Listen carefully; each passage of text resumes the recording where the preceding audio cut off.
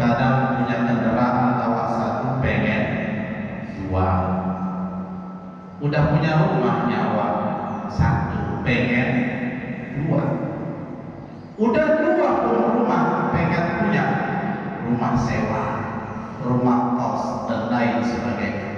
Itu keinginan kita. Tapi kalau kebutuhan kita, Allah Maha tahu.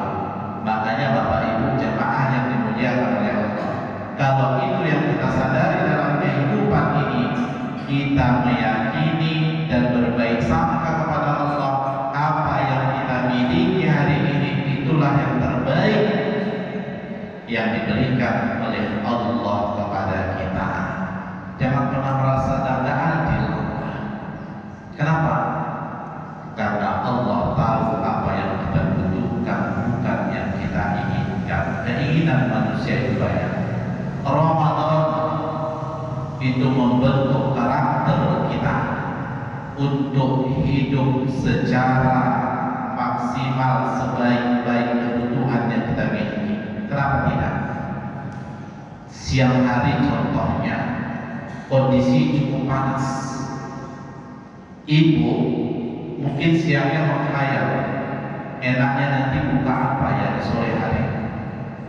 Lalu disiapkanlah menu sedemikian rupa banyaknya, yang terlihat mewah dibeli, semua tersusun di atas meja begitu penuh.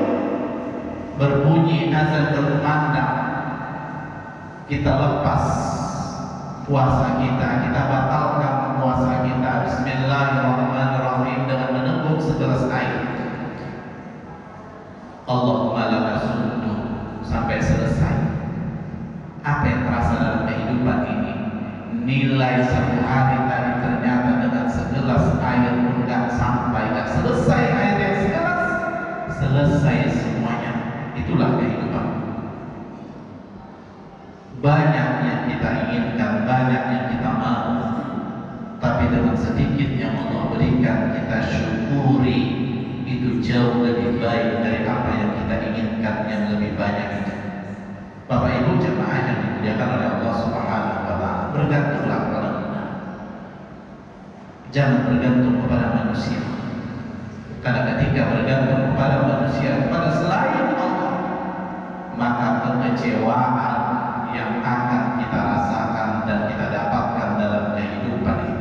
Tapi kalau kita bergantung kepada Allah, kita ingin sesuatu tapi belum Allah kabulkan, kita bercita-cita tapi belum Allah sampaikan kepada kita, kita berniat yang baik tapi belum tersampai niat baik itu berarti kita berbaik sangka kepada Allah. Belum saatnya Allah memberikan itu kepada hari ini, mungkin esok, lusa dan lain sebagainya.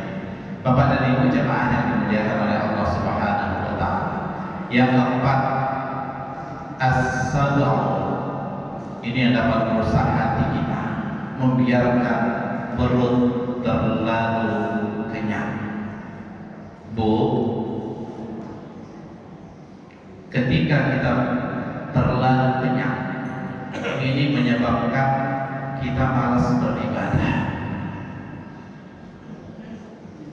Contoh, sahurnya tadi kekenyangan, itu biasanya identik orang yang kenyang ngantuk. Kalau sudah ngantuk, nggak semangat lagi hadir ke masjid. Kalau sudah tertidur, itu bisa tidurnya sampai kesiangan. Tapi kalau kita manajemen, makannya secukupnya saja, minumnya secukupnya saja, maka insya Allah tubuh pun enteng beribadah kepada Allah. Tidak berat, tidak berat. Dan kembali kajian Ramadan, puasa mengajarkan itu semua kepada kita untuk sesederhana dalam kehidupan ini.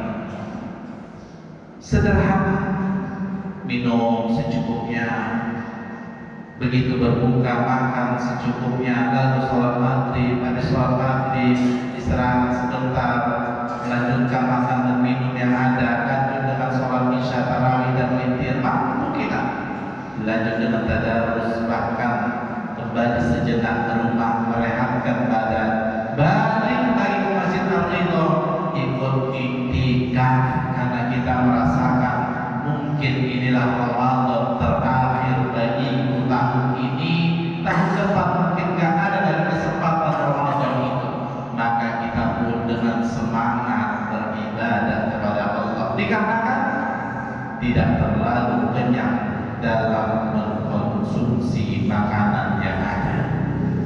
Bapak dan Ibu jemaah yang dimuliakan oleh Allah. Oleh karenanya betapa banyak pendidikan yang kita dapatkan di dalam Ramadan ini. Bagaimana bisa memanage makanan yang kita makan sekedar dan secukupnya. Bagaimana kita memanage istirahat kita. Saya yakin kita yang berhadir ini sebenarnya kalau dihitung jam tidurnya sangat kurang jam tidur kita. Tapi apa yang membuatkan kita kuat untuk duduk sampai sekarang ini? Karena kita merasa kehadiran Allah dalam diri kita. Semangat kita. Kurang istirahatnya. Tapi karena ruhani kita kenyang. Ruhani kita penuh dengan amaliyah kebaikan-kebaikan. Maka fisik kita menjadi kuat dan tidak terasa rasa ngantuk yang kita rasakan hari ini. Walaupun ada ngantuknya, ada. Ustaz enak di depan gak ngantuk. Iya, kalau aku menjadi pendengar mungkin agak ngantuk juga. Bapak dan Ibu jemaah yang dimuliakan oleh Allah, membiarkan perut terlalu kenyang itu dapat merusak hati kita. Maka makan dan minumlah, tapi jangan berlebihan. Kata Al-Quran, wala tusrifu, jangan berlebihan. Bagi porsi yang ada di dalam lambung kita, sepertiga untuk makanan, sepertiga untuk minum, sepertiga lagi untuk ruang udara kita bisa bernapas, menghirup udara yang masuk ke tubuh kita. Insyaallah aman. Bapak dan Ibu jemaah yang dimuliakan oleh Allah, terakhir adalah al-manam. Al-manam ini Bapak dan Ibu terlalu banyak tidur. Banyak tidur itu juga dapat merusak hati awak. Makanya kalau bisa usahakan izin habis sahur, habis sholat subuh jangan tidur. Ngantuk Ustaz, ngantuk memang. Kalau dibawa duduk santai ngantuk dia. Cari aktivitas ringan-ringan. Apa aktivitasnya? Bisa saja baca Al-Quran. Ngantuklah Ustaz baca Al-Quran. Aktivitas yang lain, memberesin sesuatu. Apa yang sedang-sedang saja kita kerjakan yang tak menguras tenaga. Kapan istirahat yang bagus itu?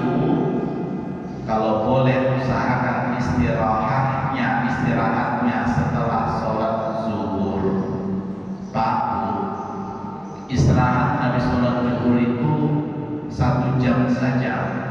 Insya Allah kelelahan yang kita alami, rasa ngantuk yang kita rasakan itu akan sembuh dia dengan istirahat ketika kita habis sholat zuhur melaksanakannya. Tapi kalau pagi awak tidur sampai jam 10 pun itu badan tidak enak, lemas, lesu, bahkan tidak ada semangat untuk mengerjakan sesuatu. Mudah-mudahan Bapak dan Ibu jemaah Masjid Al-Ridho yang berhadir ini, Allah kuatkan jiwa dan raga kita, Allah kuatkan fisik kita, Allah kuatkan tenaga kita, Allah istiqomahkan kita, sehingga kita dapat melaksanakan Ramadan ini dengan baik, dapat mengakhirinya dengan baik. Dan tentunya izin Bapak dan Ibu seperti pesan Bapak PKM tadi, jangan lupa zakat fitrah. Zakat fitrah itu tuhratul lis-shaim wa tut'imul masakin, membersihkan diri orang yang berpuasa dan memberi makan orang miskin. Kenapa harus kita tunaikan? Karena itu membersih ibadah kita. Segerakan dia. Khawatirnya apa? Sibuk kita dengan tradisi mempersiapkan Idul Fitri, tapi 2,7 kilogramnya terlupa kita untuk menyelesaikannya. Dan pulang jangan pulang dibebani UPZ-nya.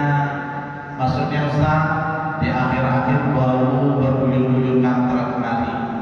Saya lihat tadi pengumuman di depan tanggal 20 Ramadan, tanggal 20 Maret akan dibagikan. Kalau boleh sesegeranya kita bagikan kepada fakir miskin ataupun dalam asnaf lainnya, supaya apa? Bisa mereka pergunakan sebelum datang Idul Fitri. Bapak dan Ibu jamaah yang dimuliakan oleh Allah, selesaikan jika itu menjadi utang kita, yaitu fidyah. Fidyah itu juga yang termasuk kategori yang bisa membayarnya adalah pertama, orang tua yang sudah uzur, yang tidak mampu lagi, tidak kuat lagi untuk berpuasa, boleh dia tidak berpuasa dan dibayar dengan fidyah. Yang kedua, orang yang sakit, yang sudah divonis oleh dokter dia harus konsumsi obat terus-terusan, nggak bisa lagi diganti dengan bulan lainnya, tidak bisa lagi dia berpuasa apapun, maka dia harus bayar fidyah. Bapak Ibu jemaah yang dimuliakan oleh Allah Subhanahu wa taala, ada satu terkadang yang mohon maaf kita terlupa. Apa itu Ustaz? Zakat mal. Zakat mal ini juga kalau sudah sampai nisab dan haulnya, maka harus kita keluarkan supaya harta yang kita miliki itu bersih dia. Membersihkan diri dengan zakat fitrah, membersihkan harta dengan zakat mal. Mudah-mudahan harta titipan Allah bersih dia, diri kita juga bersih.